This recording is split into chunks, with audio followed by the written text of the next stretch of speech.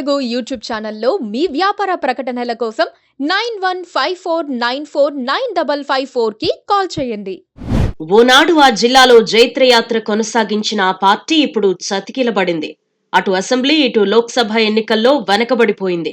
ఎన్నికలేవైనా విజయం తమదేనన్న ధీమాతో ఉన్న ఆ పార్టీకి రెండు ఫలితాలు నిరాశను నింపగా స్థానిక సంస్థల ఎమ్మెల్సీ ఎన్నికల్లో విజయం సాధించటం ఊరటనిచ్చింది. అయితే ఆ జిల్లాలో పార్టీ ఈ స్థితికి దిగజారడానికి కారణమేంటి? Watch this story.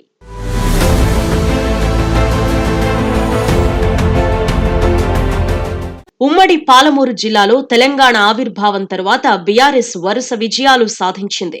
ఎన్నికలేవైనా గెలుపు తమదేనన్న ధీమాతో ఉండేది. కానీ ఇటీవల జరిగిన అసెంబ్లీ లోక్సభ ఎన్నికల్లో ఘోర పరాజయం పొందడం ఆ పార్టీ నేతలు కార్యకర్తలు జీర్ణించుకోలేకపోతున్నారు. ఉద్యమ పార్టీగా ఉన్న టీఆర్ఎస్ నుంచి 2009లో కేసీఆర్ మహబూబ్ నగర్ లోక్సభ స్థానం నుంచి పోటీ చేసి విజయం సాధించారు. అప్పటి నుంచి ఆ పార్టీ జిల్లాలో పట్టు సాధించింది. 2014 అసెంబ్లీ ఎన్నికల్లో జిల్లాలోని మొత్తం 14 స్థానాల్లో 7 స్థానాలు, నాగర్ కర్నూల్ లోక్సభ స్థానంలో విజయం సాధించింది. తిరిగి 2018 అసెంబ్లీ ఎన్నికల్లో 14 అసెంబ్లీ స్థానాల్లో 13 స్థానాల్లో బీఆర్ఎస్ ఎమ్మెల్యేలు విజయం సాధించారు.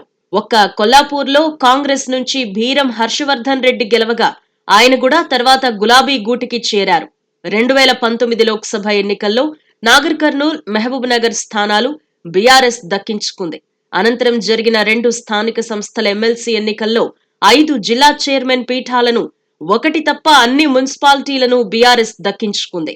ఇక స్థానిక సంస్థల్లో కూడా విజయం సొంతం చేసుకుని గట్టి పట్టు సాధించింది. తమకిక తిరుగే లేదని భావించిన ఆ పార్టీకి అసెంబ్లీ, పార్లమెంట్ ఎన్నికలు షాక్ ఇచ్చాయి.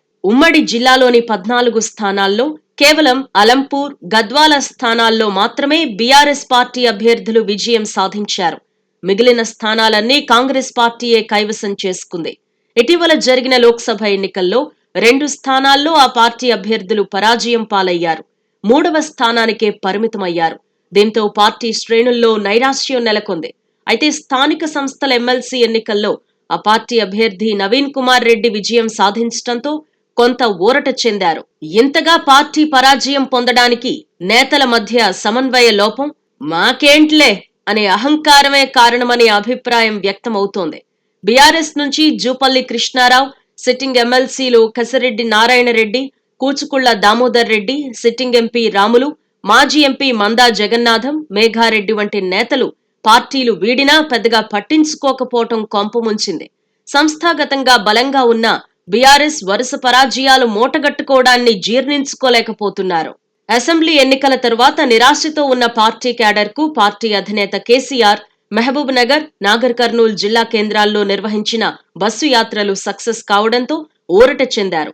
ఎమ్మెల్సీగా తమ పార్టీ అభ్యర్థి నవీన్ రెడ్డి గెలవడం కొంత బూస్ట్ నిచ్చింది. కానీ లోక్సభ ఎన్నికల్లో 2 స్థానాల్లో పార్టీ అభ్యర్థులు ఘోరంగా ఓడిపోవడం, 3వ స్థానానికే పరిమితం కావడం మాత్రం జీర్ణించుకోలేకపోతున్నారు. లోక్సభ ఎన్నికల్లో పోటీ కాంగ్రెస్, బీజేపీ మధ్యే సాగింది. నాగర్ కర్నూల్ స్థానంలో కొంత ప్రభావం చూపగలిగిన మహబూబ్ నగర్ స్థానంలో మాత్రం ఎక్కడా కూడా ఆ పార్టీ అభ్యర్థి ప్రభావం చూపలేకపోయారు. ఈ స్థానం నుంచి 2009లో కేసీఆర్, 2014లో జితేందర్ రెడ్డి, 2018లో మన్నె శ్రీనివాసరెడ్డి గెలిచి ఆ పార్టీ హ్యాట్రిక్ సాధించింది. బీఆర్ఎస్ పార్టీ ప్రజా సమస్యలు విస్మరించిందని, నేతలు ఇష్టానుసారంగా వ్యవహరించారు అని ఆరోపణలు ఉన్నాయి. ఇటీవల జరిగిన లోక్సభ ఎన్నికల్లో పెద్ద ఎత్తున బీఆర్ఎస్ ఓట్లు బీజేపీకి బదిలీ కావడం కూడా నష్టం కలిగించింది. అయితే కాంగ్రెస్ మాత్రం బీజేపీని గెలిపించేందుకు బీఆర్ఎస్ కావాలనే పనిచేసిందని ఆరోపిస్తోంది. భవిష్యత్తులో బీఆర్ఎస్ కు స్థానం ఉండదని అంటోంది. కానీ బీఆర్ఎస్ నేతలు మాత్రం మళ్లీ పాలమూరు జిల్లాలో పూర్వ వైభవం సాధిస్తామని చెబుతున్నారు.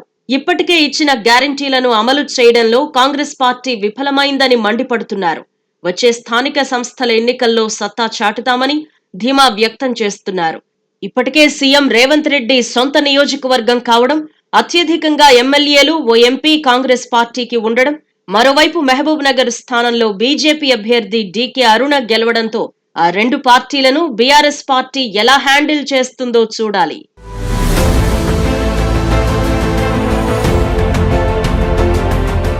Please subscribe to